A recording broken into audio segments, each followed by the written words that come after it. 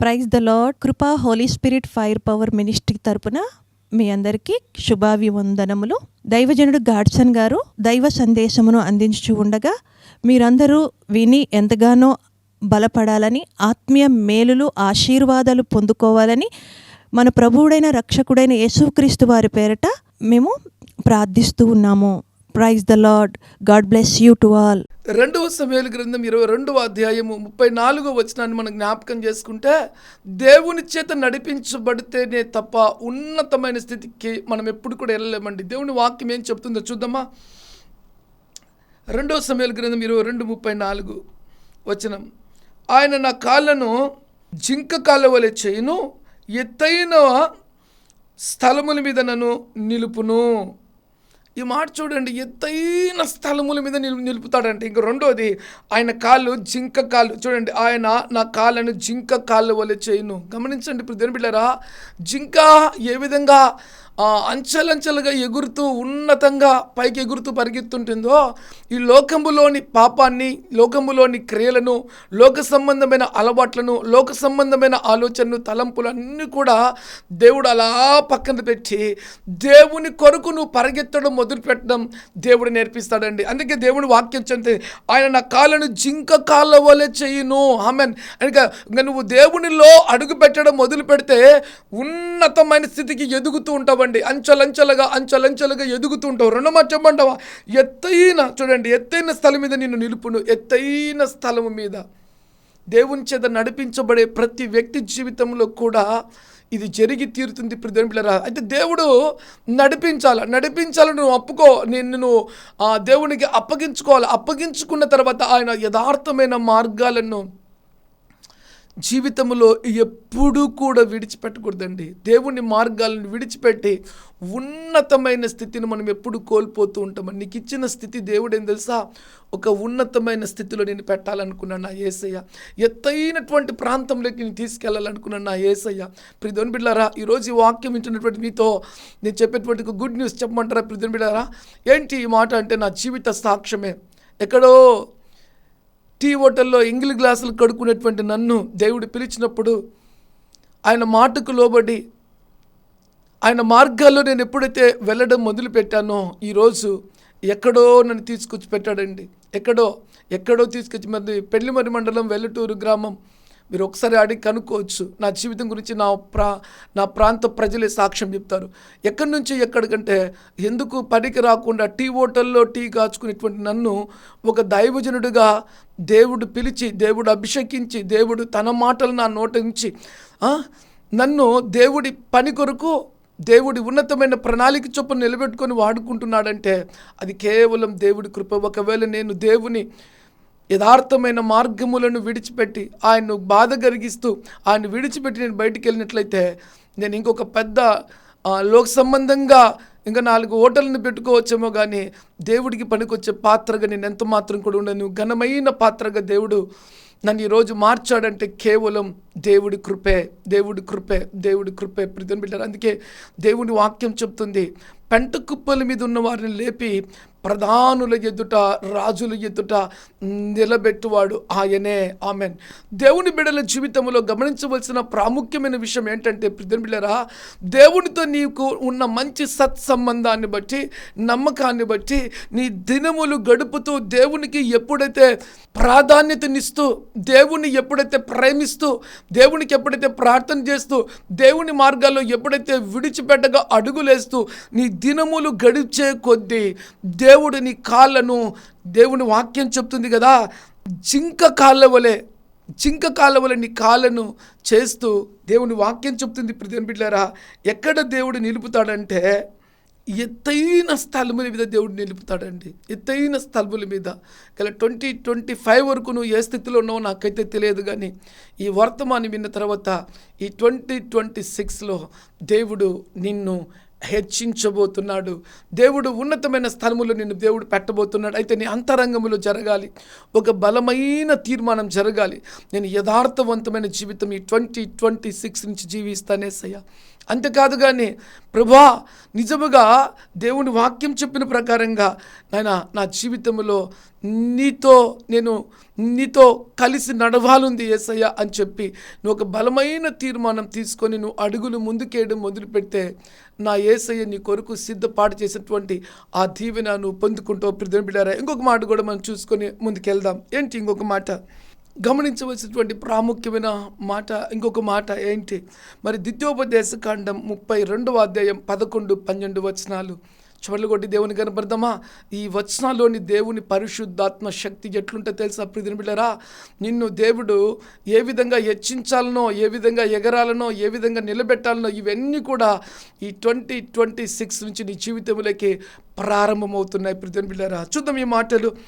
మరి ద్వితీయోపదేశకాండం 32వ అధ్యాయం 11-12. పక్షిరాజు తన గూడు రేపి తన పిల్లలపైన అల్లాడుచు రెక్కలు చాపుకొని వాటిని పట్టుకొని తన రెక్కల మీద వాటిని మోయినట్లుగా యెహోవా వానిని నడిపించును. ఇది చూడండి, అద్భుతమైన మాట అండి. ఒక వ్యక్తిని దేవుడు ఎలా నడిపించబోతున్నాడంటే ఆశ్చర్యాన్ని కలిగించిందండి. ఇక దేవుడు తన పని చేయడం మొదలుపెట్టాడు. ఇప్పుడు బిడ్డారు, ఎప్పుడైతే నీ జీవితంలో ఒక సమర్పణ కలిగిందో ఆ సమర్పణ విషయంలో దేవుడు ఒక ప్రణాళికను పూర్తి చేయాలనుకున్నాడు. ఇప్పుడు బిడ్డారు చూడండి, పక్షిరాజు తన గూడుని రేపి తన పిల్లలపైన అల్లాడుచు, చూడండి గూడుని రేపినాడంట. రెండోది తన పిల్లల పైన అల్లాడుచు, తన పిల్లల పైనే ఉన్నాడంట, కింద లేడు, పైన ఉన్నాడంట. రెక్కలు చాపుకొని వాటిని పట్టుకొంచు. అవి ఎప్పుడైతే పైనుండి కిందకి అలా దుంకుతున్నాయో ఏం నేర్పిస్తున్నాడు దేవుడు అంటే రెక్కలు చాపి ఆకాశంలో ఎగరడం తన పిల్లలకి నేర్పిస్తున్నాడండి. అక్కడే ఉండడం కాదు, రెక్కలు చాపి ఎగరడం అండి. నువ్వు దేవుని నమ్ముకున్న తర్వాత రక్షించబడి అక్కడే ఉండడం దేవుని చిత్తం కాదు. అయితే దేవుడి ప్రణాళికలు ఏంటంటే ప్రియమిత్రులారా, నిన్ను అంచెలంచెలుగా దీవించే విషయంలో దేవుడే తన ప్రణాళికను చాపుతున్నాడు. ప్రియమిత్రులారా, ఈ మాట చూడండి, రెక్కలు చాపుకొని వాటిని పట్టుకొని తన రెక్కల మీద వాటిని మోయునట్లు. చూడండి ఎంత గొప్ప దేవుడు అండి. అసలు ఆ పక్షులను రెక్కల మీద మోస్తూ ఏం నేర్పిస్తున్నాడంటే ఆకాశంలోకి ఎగరడం నేర్పిస్తున్నాడండి. ఎంత అద్భుతంగా ఉంటుందండి, ఎంత ఆశ్చర్యంగా ఉంటుంది. ఇప్పుడు ఈ మాట వింటుంటే నిజంగా ఆనందంగా అనిపిస్తుందండి. దేవుని నమ్ముకుంటే దేవుడు ఎన్ని గొప్ప పాఠాలు నేర్పిస్తాడో చూడండి. మనకు రెక్కలు చాపి ఎగరడం దేవుడు నేర్పిస్తున్నాడు.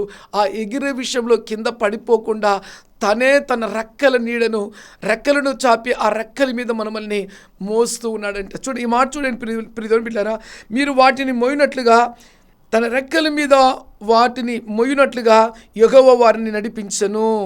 ఇంకొక మాట ఇక్కడ చూసినట్లయితే ఆశ్చర్యం ఏంటి తెలుసా ప్రియమైన బిడ్డలారా? ఆ విధంగా దేవుడు నడిపిస్తూ యెహోవా మాత్రమే వారు నడిపించను. యెహోవా మాత్రమే, ఈ మాట ఆశ్చర్యం అనిపిస్తుందండి.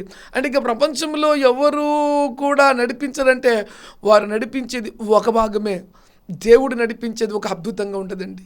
దానికి ఒక దిశా నిర్దేశం ఉంటుంది, ఎక్కడికి వెళ్ళాలో ఉంటుంది, ఏం చేయాలో ఉంటుంది, ఏం చేయకూడదో ఉంటుంది.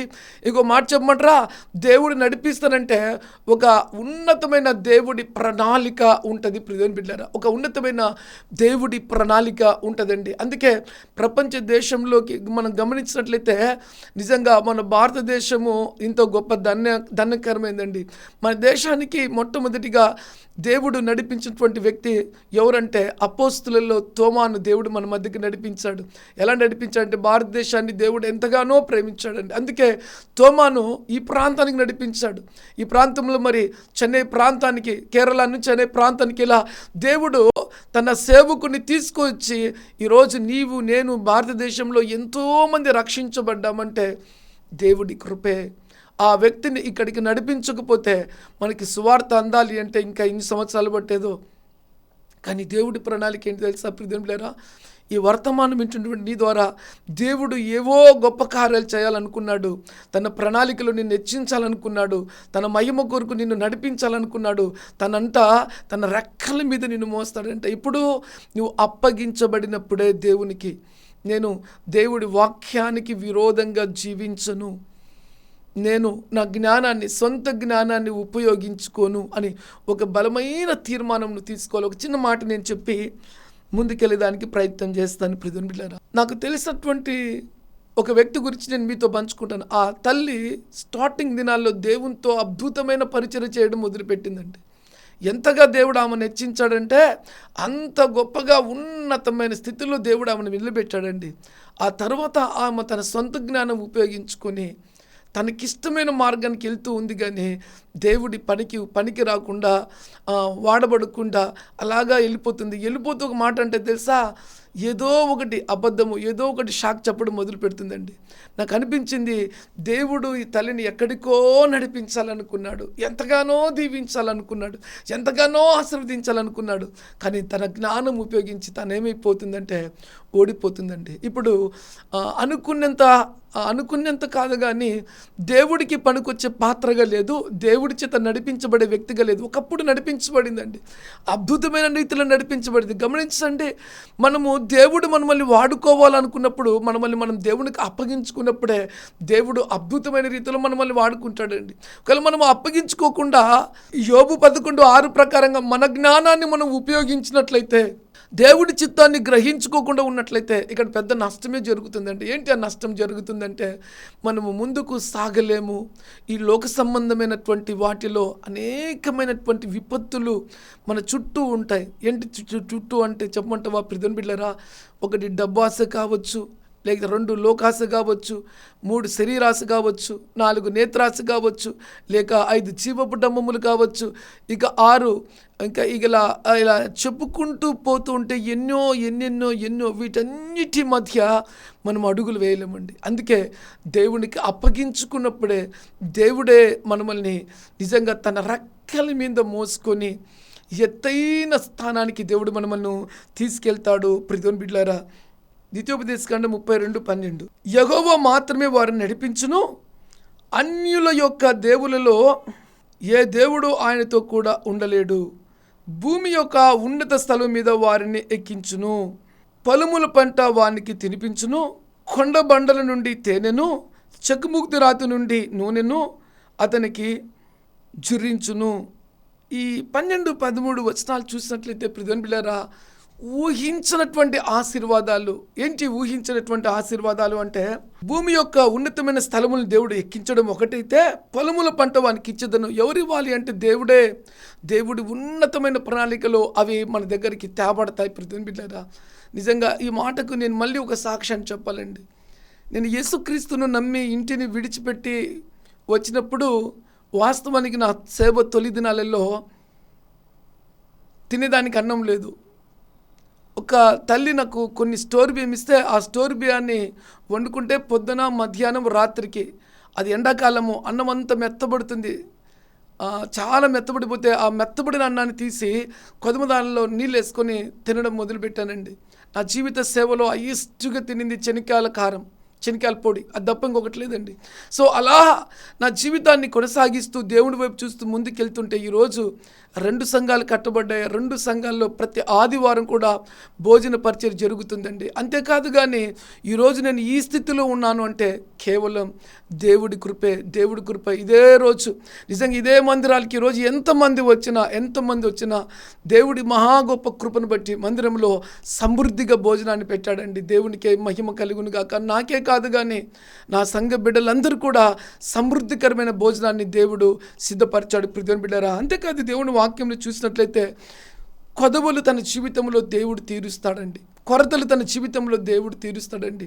కావలసిన వాటన్నిటి విషయంలో దేవుడే మనకు ఒక దుర్గముగా, కోటగా ఉంటూ మన అవసరములన్నీ కూడా తీరుస్తాడని ఈ దేవుని వాక్యం ద్వారా పరిశుద్ధాత్మ దేవుడు మనతో మాట్లాడుతున్నాడు. ప్రియమైన కాబట్టి నీ జీవితంలో దేవుని చేత నడిపింపబడిన వారి జీవితాల్లో దేవుడు ఎప్పుడు కూడా కొదవలు చేయడండి.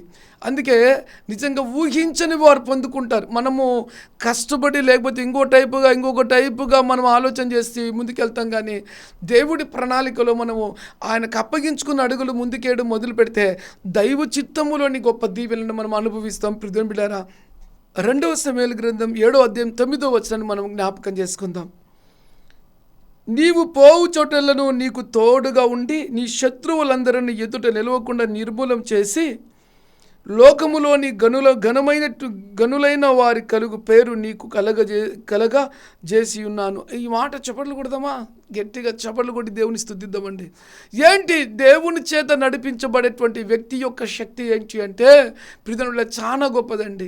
ఏంటి అంటే ఆ వ్యక్తిని దేవుడు ఉట్టిగానే ఎప్పుడు పంపాడంట. ఈ మాట చూడండి, చాలా ఆశ్చర్యాన్ని కలిగిస్తుంది. ప్రియమైన బిడ్డలారా, నీవు చోటు నెలను నీకు తోడుగా ఉండి, ఇక నువ్వు ఎక్కడికి వెళ్తావో, నువ్వు ఏ చోటుకి వెళ్తావో, ఏ ప్రాంతానికి వెళ్తావో, ఎన్ని అడుగులు వేస్తావో, నిజంగా అవెంత కూడా నిజంగా దేవుని దగ్గర రికార్డింగ్ అయిపోయి ఉంటుందండి. ఎందుకంటే నీ సమర్పణ కలిగిన జీవితం దానికి కారణం. దేవుడు నిన్ను ఆశీర్వదించాలనుకున్నాడు. నువ్వు దేవుని మీద ఆధారపడ్డావు, దేవునికి ఆశ్రయ దుర్గంగా నిన్ను అప్పగించుకున్నావు, దేవుడితో నువ్వు ఒక మంచి జీవితం జీవించాలనుకున్నావు, దేవునితో నడవాలనుకున్నావు, యథార్థవంతమైన జీవితం జీవించాలనుకున్నావు, దేవుని నమ్మావు. అంతే. నమ్మిన తర్వాత ఏం జరిగిందంటే నిన్ను ముంచేటువంటి దేవుడు కాదు. మళ్ళీ చెప్తున్నా, నీ నమ్మకం కరెక్ట్ దేవునితో అయినట్లయితే దేవుడి వాక్యం చెప్తుంది నువ్వు యథార్థవంతుడివి, నీతిమంతుడివి అని గొప్ప పేరు. నీ ప్రపంచంలో నువ్వు ఎక్కడి తిరిగినా, ఎక్కడికి పోయినా నీకు ఆ కిరీటాన్ని దేవుడు తీసుకొచ్చి పెట్టడానికి ఆ దేవాది దేవుడే, ఆ సైన్యములకు అధిపతి అయినటువంటి దేవుడే దిగి వచ్చి ఆయన నీలో నివాసం చేసి నిన్ను ప్రతిష్ఠిస్తాడంట. గనులైన వారి పేరు నీకు పెట్టడానికి ఆయనే ప్రతిష్ఠిస్తాడంట. అప్పుడు లోకములో ఉన్న వారందరూ, అంటే గనులు కానీ వారందరూ, మాట మార్చి చెప్తే లోకములో ఉన్న అనేకులు ఎదుట నిన్ను దేవుడు గొప్ప పేరు కలిగిన వ్యక్తిగా పెట్టడం దేవుని చిత్తమైందండి. దేవుని చేత నడిపించబడితేనే నువ్వు ఎక్కడికి పోయినా గొప్ప పేరు. కొంతమంది జీవితాల్లో దేవుని చేత నడిపించబడకుండా ఉంటే గొప్ప పేర్లు ఉండవండి. రకరకాలుగా వారి గురించి చిన్నాభిన్నంగా చెప్పుకుంటూ ఉంటారు. ఒక్కొక్కరు ఒక టైప్ ఆఫ్ స్టోరీలు. ప్రైజ్ ది లార్డ్, హల్లెలూయా. మనం జీవించే జీవిత విధానాన్ని బట్టి పొందుకునేటువంటి పేర్లు ఇవన్నీ కూడా. అయితే దేవుడు మనకు తోడుగా ఉంటే ఎక్కడికి వెళ్ళినా కూడా ఈ పేరు ఉంటుందండి. చూడండి ఈ మాట, నీవు పోవు చోటునల్లా నీకు తోడుగా ఉండి నీ శత్రువులందరినీ ఎదురు నిలవకుండా, నీ శత్రువులందరినీ, ఇక్కడ గొప్ప అద్భుతం, దేవుడు నీతో వస్తే శత్రువులని ఎదుట నిలవలేరు, వాళ్ళు కూలిపోవాల్సిందే. శత్రువు అంటే మనం మొట్టమొదటి మనకు శత్రువు ఎవరంటే అపవాది, మనుషులు ఎవరు కాదు. కానీ అపవాది మనుషులకు దూరినప్పుడు వారు అపవాది చేత పీడింపబడిన వారై అబద్ధములు ఆడతారు, శత్రువులుగా మార్చబడతారు, యుద్ధాలు చేస్తాడు, మనతో యుద్ధము చేయడానికి పన్నాగాలు పండుతారు. ఇది రెండో మాట. ఈ రెండో మాటలు చెప్పాలి అంటే షబ్రత్, మేషద్, అబేద్గోను, దానియేలు విషయాల్లో శత్రువులుగా తయారయ్యి చివరికి ఆ శత్రువులను దేవుడు ఏం చేశాడంటే వారి క్రియల చొప్పున తన దేవుని బిడ్డల విషయంలో వారు ఏ విధంగా అయితే నేరారోపణలు చేసి వీరిని ఇబ్బంది పెట్టాలనుకున్నారు, ఆ ఇబ్బందుల్లో వాళ్ళే పడి వాళ్ళే ఏమైపోయినారంటే సింహాలకు ఆహారంగా మార్చబడ్డారు, అగ్నికి ఆహుతిగా మార్చబడ్డారు.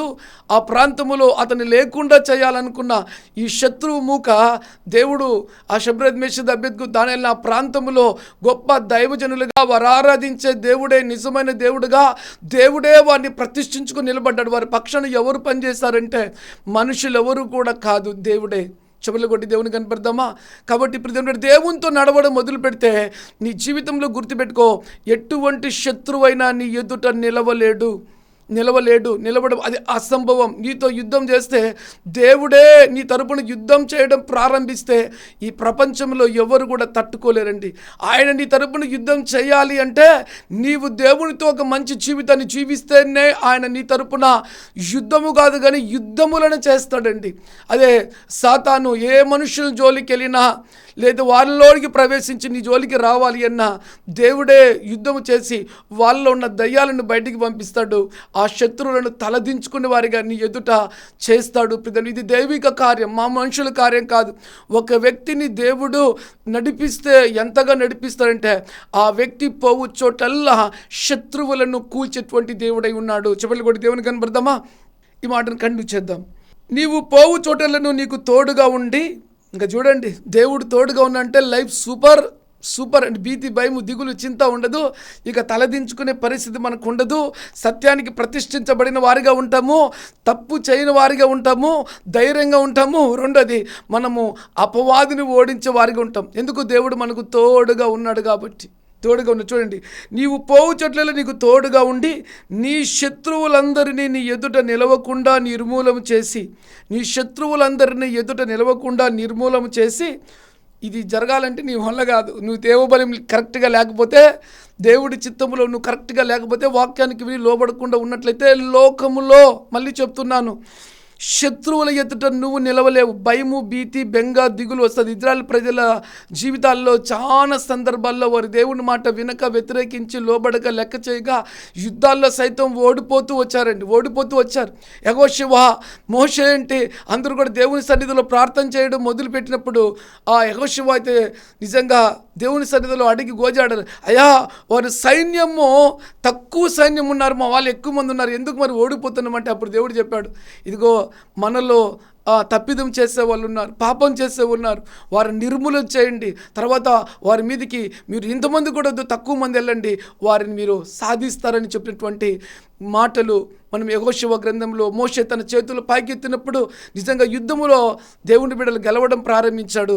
ఎప్పుడైతే మోషే ఛేదించడం మొదలుపెట్టారో దేవుని బిడ్డలు ఓడిపోవడం మొదలుపెట్టారు. ఎందుకు తెలుసా ప్రియమైన బిడ్డలారా? దేవుని మీద ఆధారపడి జీవించడం ఒక భాగం అయితే, రెండవది మనలో శత్రువును ఓడించాలి అంటే దేవుడు మనకు తోడుగా ఉంటేనే తప్ప మనము ఘన విజయాన్ని జయించలేం. మాట చెప్పమంటావా? దినదినము నీ జీవితంలో నువ్వు దీవించబడుతుంటే, ఆశీర్వదించబడుతుంటే, హెచ్చించబడుతుంటే, గణపరచబడుతుంటే, సాక్షిగా ఉంటుంటే, మంచి మార్గంలో అడుగులేస్తుంటే, సాతాను రాజ్యము ఎంతమందిని సాతాను సైన్య సమూహము ఎంతోమంది నీ మీద అటాక్ చేయాలని ప్రయత్నం చేస్తారు. అయితే దేవుని వాక్యం చెప్తుంది, వాళ్ళు ఎవ్వరూ నీ ఎదుట నిలవరంట. ఎలా సాధ్యము అంటే, నువ్వు దేవునికి అప్పగించుకుని దైవ మార్గాల్ని విడిచిపెట్టకుండా నేను నడుస్తాను ప్రభు అంటే, ఆ దైవ మార్గంలో నడిచే వారి విషయంలో దేవుడే కేడముగా ఉండి, దేవుడి వాక్యం చెప్తుంది, శత్రువులందరినీ, ఒకరిని కాదు, ఇద్దరిని కాదు, ముగ్గురు కాదు, నీ జీవితకాలం అంతా వచ్చే శత్రువు సైన్య సమూహము సర్వనాశనంగా మార్చబడాలి అంటే, వాళ్ళని ఎదుట నిలవకుండా దేవుడు చెయ్యాలి అంటే, అది నీ మీదనే ఆధారపడి ఉంది. చూడండి మాట, శత్రువులందరినీ ఎదుట నిలవకుండా నిర్మూలన చేసి, చూడండి, లోకములో గనులైన వారికి కలుగు పేరు నీకు కలగజేసి ఉన్నాను. ఆమె దేవునితో నడిస్తే ఘనమైన పేరు వస్తుంది, ఊరికనే రాదు. నువ్వు ఘనమైన వ్యక్తిగా ఎప్పుడు మార్చబడతావంటే, దేవుని ఆజ్ఞలు పాటించి వాక్యానుసారంగా జీవించడానికి సిద్ధపాటు కలిగి నీ శత్రువైన అపవాదిని దినదినము ఓడిస్తూ తండ్రి చిత్తములో నీవు అడుగులు వేస్తూ ముందుకు సాగినప్పుడే నువ్వు ఘనుడుగా మార్చబడతావండి. నువ్వు ఘనురాలిగా మార్చబడతావు. ప్రియమైన బిడ్డలారా, నువ్వు దేవుడి చిత్తములో ఉన్నటువంటి వ్యక్తిగా మార్చబడతావు. అందుకే ఆ ఘనులకు కలిగిన పేరు దేవుడు నీకు ఇవ్వాలనుకుంటున్నాడు ఈ 2026లో. అయితే నీ తీర్మానము ఏ విధంగా ఉందో నిన్ను పరీక్షించుకో. తీర్మానం కరెక్ట్గా లేకపోతే దేవుని కార్యాలు ఉండదు. మళ్ళీ చెప్తున్నా, దేవునితో తీర్మానం కరెక్ట్గా ఉన్నప్పుడు శత్రువు సైన్యము నీ ఎదుట నిలవ లేదు. ప్రియమైన బిడ్డలారా, నీ యావత్తు జీవితం అంతా కూడా నీ మీదనే ఆధారపడింది. ఈ 2026లో మరి దేవుడు మనతో మాట్లాడేటువంటి మాట ఏంటి? ఈ మాట జ్ఞాన రహస్యము దేవుడే. ఆ దేవుడే మనకు ఆశ్రయ దుర్గము. రెండోది, బలమైనటువంటి కోట అయి ఉన్నాడు. మూడవదిగా ఆయన యథార్థవంతులను ఆయన చెయ్యి పట్టుకుని తన మార్గంలో నడిపిస్తాడు. ఈరోజు డిసైడింగ్, ఈరోజు నిన్ను నీవేగా పరీక్షించుకో. ఏ విధంగా నడుద్దాం ఈ 2026లో? నాకైతే ఒక ఆశ్చర్యం అనిపిస్తుంది. ఒకవేళ నా జీవితంలో దేవుడి కృప తెలుసుకున్న తర్వాత నేను చక్కగా నడవకపోతే, జీవితంలో నేనే ఓడిపోతే నాకు భయం వేస్తుంది. ఈ లోకంలో దేనైనా పెంటగా ఎంచుకొని ఆయన చిత్తంలో అడుగులేస్తే దేవుడే నన్ను నడిపించుకొని గనులకు కరుగు ఆ ఘనమైన పేరు నాకు పెడతానని వాగ్దానం చేస్తాడు. మరి ఈరోజు వర్తమానం ఎంచున్నావు కదా, నీవు ఒక ఛాలెంజింగ్తో కూడిన మాట. నీకు పేరు, ఘనత, హెచ్చింపు దేవుని చేతనే వస్తాయి, ఇంకెవరి ద్వారా కాదు. మూడవది, శత్రు సైన్యాన్ని నువ్వు ఓడగొట్టాలి అంటే నువ్వు యుద్ధం చేయాలి. నువ్వు యుద్ధం చేస్తే కోర్టులు, కేసులు, ఇక తర్వాత గాయాలు, ఇక ఇవన్నీ ఎన్నో. అయితే నీ జీవితంలో అపవాది శత్రువులు ఎంతమంది ఉన్నా కూడా ఆ శత్రువులను పడగొట్టేది ఎవరు అంటే దేవుడే పడగొడతాడు. ఎప్పుడు అంటే నీ తీర్మానాన్ని నీవు కొనసాగించుకుంటూ విడిచిపెట్టక ఆయన మార్గంలో అడుగులేస్తని ప్రభా నీకు బలమైన తీర్మానం తీసుకుంటే దినదినము ఘన విజయం. చపట్లు కొట్టి దేవుని కనపడదామా? దినదినము ఘన విజయం. శత్రువుని నీ జీవితంలో లేకుండా చేయాలి అంటే దినదినము నీ ఘన విజయం నువ్వు దేవునితో నడిచేదాల్సిందేనండి. నీ జీవిత కాలం అంతా ఒక అద్భుతమైన గొప్ప ఘనత నీకు రావాలంటే నీవు దేవునికి అప్పగించుకుంటే తప్ప ఆయన మార్గాలు విడిచిపెట్టకుండా వెన్నుతిరగకుండా నీ సొంత జ్ఞానాన్ని ఉపయోగించకుండా నువ్వు ముందుకు సాగినట్లయితే ప్రియమైన బిడ్డలారా, దైవ జ్ఞానము కలిగినటువంటి దైవ జ్ఞాన రహస్యం తెలిసిన వ్యక్తిగా నువ్వు మార్చబడతావు. అంతేకాదు కానీ నిజముగా నీవు కృప వెంబడి కృప పొందుకొని ఒక మంచి జీవితము జీవించిన వ్యక్తిగా మార్చబడతావు. గమనించాల్సింది, ఆజ్ఞలు అతిక్రమించి చాలా మంది చెడిపోతూ ఉంటారండి. అందుకే బైబిల్ చెప్తుంది ఆజ్ఞ అతిక్రమం పాపము, పాపము, పాపము. అందుకే పాపం చేసి పాపం, శాపం, లేమి, దరిద్రత, రోగము తలదించుకునే స్థితి, ఇంకా తర్వాత ఎన్నెన్నో పాటలు, ఎన్నెన్నో సమాధానం లేని జీవితాలు, నిందలు, ఇక ఎన్నెన్నో ఎన్నెన్నో ఎన్నెన్నో ఎన్నెన్నో అపవాది దాడి, ఇక నేను చెప్పాలంటే ఎన్నో. అందుకే అపవాదికి ఎక్కడ చోటు ఇవ్వద్దు. నీ జీవితకాలం అంతా ఒక సేవకుడిగా నేను కోరుకునేది ఒకటేనండి, నువ్వు జీవించే జీవితం ఇలా కాలరేగి జీవించాలి. నాలాగా బ్రతకండి నీ కుటుంబానికి చెప్పే వ్యక్తిగా నువ్వు ఉండాలి. నీ జీవితంలో అదే స్టామినాతో కూడినటువంటి జీవితం అండి. యేసుక్రీస్తుని ఎరిగిన తర్వాత ఇక నువ్వు అలాంటి జీవితం జీవించకుండా ఉన్నావు అంటే ఎక్కడో ఏదో లోటు, ఇంకా సంపూర్ణంగా దేవునికి నువ్వు అప్పగించుకోలేదని చెప్పచ్చు. నువ్వు అప్పగించుకున్నావు అంటే, నిన్ను దేవునికి అప్పగించుకున్నావు అంటే ఇక తదుపరి కార్యం ఏంటంటే నీ తరపున దేవుడి ప్రణాళిక పరిపూర్ణం కావడం మొదలు పెడుతుంది. ప్రియమైన బిడ్డలారా, దేవుడు తోడుగా ఉండి నడిపిస్తే ఏం జరుగుతుంది? యెహోషువ గ్రంథం 6వ అధ్యాయం 27వ వచనం. యెహోషువకు తోడై ఉండను గనుక అతని కీర్తి దేశమంతటా వ్యాపించను. ఇప్పుడైతే మోషే యెహోషువకు చెప్పాడు, నా ఆజ్ఞలు విడిచిపెట్టకు, నాకు తోడై ఉన్నటువంటి దేవుడు నీకు తోడై ఉండి నడిపిస్తాడని చెప్పాడండి. మొదటగా యెహోషువకు అంత పేరు లేదు, ఘనత లేదు, ధైర్యం లేదు. మోషే ఎప్పుడైతే చెప్పాడో ఆ మోషే మాటకు ఒక బలమైన తీర్మానం తీసుకుని దేవుని వాక్యానుసారంగా నేను అడుగులు వేయాలని తీర్మానం తీసుకున్నాడు. తీసుకున్నప్పుడు భయము భీతి పోయింది. రెండవది, దేవుడు తోడుగా ఉన్నాడు. మూడవది, యెహోషువ పోవు ప్రతి చోటికి కూడా నిజంగా దేవుడు తోడై ఉన్నాడు. నాలుగవది, యెహోషువకు ఏంటంట ఆ ప్రాంతం అంతా కూడా ఎంతో గొప్ప, ఆ దేశమంతా కూడా అతని కీర్తి ఆ దేశం అంతటి కూడా వ్యాపించును. అతని కీర్తి, ఒక వ్యక్తికి కీర్తి కావాలి అంటే, ఘనత కావాలి అంటే, హెచ్చింపు కావాలి అంటే అది దేవుడే ఇవ్వాలి. ఆ దేవుని చేత నువ్వు పొందుకోవాలి అంటే ఒక మంచి జీవితాన్ని నువ్వు జీవించడం మొదలు పెడితే ఈ 2026లో దేవుడు నీకు ఆ ఘనత, కీర్తి, హెచ్చింపు, ఈ మహిమగల దేవుడు నీకు ఇచ్చే కిరీటాలు, ఇవన్నీ కూడా లోకంలో ఉన్న వారందరూ కూడా నీ గురించి చెప్పుకునేటువంటి కిరీటాలు. ఈ మామూలు కిరీటాలు కాదు, ఇది మామూలు కిరీటాలు కాదండి, దేవుని చేత ఇవ్వబడిన కిరీటాలు. ఇవి కావాలి అంటే మామూలు కాదు. నీ సమర్పణ జీవితం మీద ఆధారపడింది. దేవుడు తోడుగా ఉన్నాడంటే యెహోషువ తీసుకున్న తీర్మానం, దేవుడి మార్గాలను విడిచిపెట్టకుండా నేను ముందుకు సాగుతానని తీసుకున్న తీర్మానం. తన దైవజనుడు చెప్పాడు, మోషే నువ్వు వీటిని విడిచిపెట్టకు, దేవుడు నాకు ఇచ్చింది నేను నీకు ఇస్తున్నాను అని చెప్పినప్పుడు యెహోషువ దాన్ని అంగీకరించి ఆ మార్గంలో నడవడం మొదలుపెట్టినప్పుడు ఈ 2026లో నీకు విరోధముగా ఉన్న శత్రు సైన్యం నీ ఎదుట కూలిపోబోతుంది. ఆమెన్ చెప్దామా? ఆమెన్. రైట్, కళ్ళు మూసుకుందాం. ప్రియములారా, ప్రార్థనలోకి వెళ్దాం. పరిశుద్ధుడా, ప్రేమ కలిగిన తండ్రి, నువ్వు నా నోట పెట్టిన మాటలు నేను ప్రకటించాను.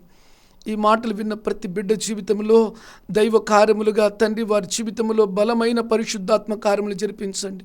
వారు ఏ స్థితిలో ఉన్నారో ఎక్కడున్నారో నాకైతే తెలియదు నాయన. వారు తీసుకున్న తీర్మానాన్ని బట్టి ఈ దినమే పరిశుద్ధాత్మ కార్యము బలముగా వారిలో పనిచేయాలి నాయన. ప్రతి బిడ్డలు తండ్రి ఈ వాక్యమైన ప్రతి బిడ్డలో ప్రభా ఓ బలమైన కార్యం చేయాలి నాయన. తండ్రి వారి జీవితంలో ఎదురయ్యే శత్రువు సైన్యాన్ని కూలుస్తాను నాయన. అంతేకాదు వారు ఎల్లు చోటికల్లా నేను తోడుగా వస్తా అన్నావు కదా నాయన. అంతేకాదు నాయన వారి పక్షం నేను యుద్ధము చేసి జయమునిస్తా అన్నావు కదా నాయన. అంతేకాదు ఘనతనిస్తాను, కీర్తనిస్తానన్నావు ప్రభా. ఇదిగో నాయన ఈ మాటలు నీ మాటలు, నీ మాటలు విన్న ప్రతి బిడ్డ జీవితంలో బలమైన కార్యం జరిపించమని 2026లో నాయన ఉన్నతమైన పేరు, ఖ్యాతి, దేవునితో నడిచే గొప్ప ధన్యత ఈ వర్తమానం విన్న ప్రతి బిడ్డకు దయచేసి అంచెలంచెలుగా దీవించి ఆశీర్వదించి నీ నామానికి మహిమ తెచ్చుకోమని యేసు పేరుతో అడిగి దీవెనలను పొంది ఉన్నాము తండ్రి. ఆమెన్. God bless you. దేవుడు మిమ్మల్ని అందరినీ దీవించి ఆశీర్వదించునుగాక. ఆమెన్.